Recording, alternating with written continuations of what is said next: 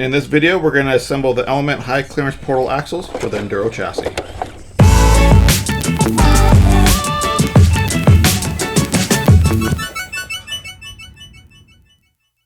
So what you're going to get inside the box are parts to build 2 complete axles,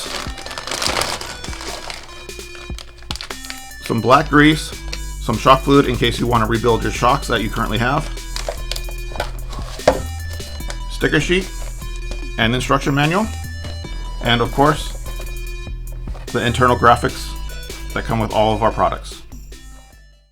The portal axle kit comes with the updated axle housing that has additional bracing here along the top of the axle tube, a bigger input bearing pocket, and additional material around that bearing pocket for added support. Whether you're upgrading your RTR for more ground clearance or building a comp rig, these axles are the perfect fit for any Enduro chassis.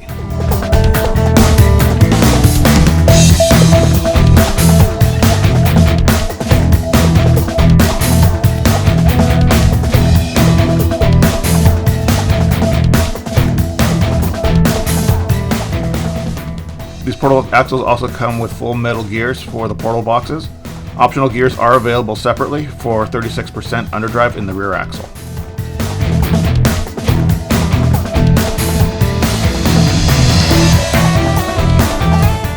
We utilize 6 screws to hold our portal boxes together.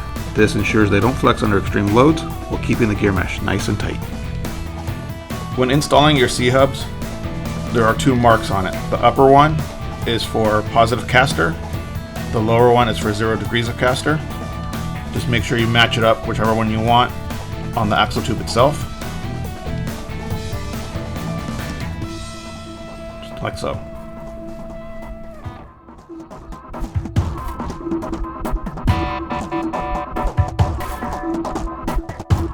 When installing the C-hubs, you'll want to tighten the clamping nut as tight as possible. However, be careful not to over-tighten the set screws, or you'll risk stripping the plastic.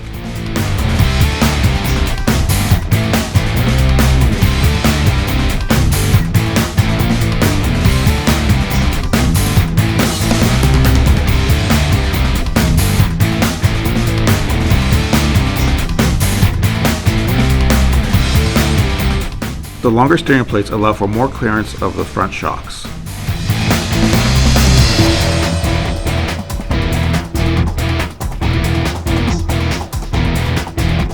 The rear axle uses lockout links instead of a solid housing. This allows the rear toe to be adjusted if desired, but more importantly, it makes it easier to convert the axle to rear steer with very few additional parts.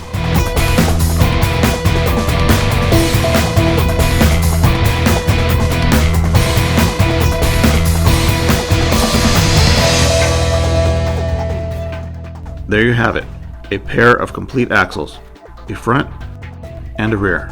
These can now be installed on either a servo-on axle or a chassis-mounted servo trail truck.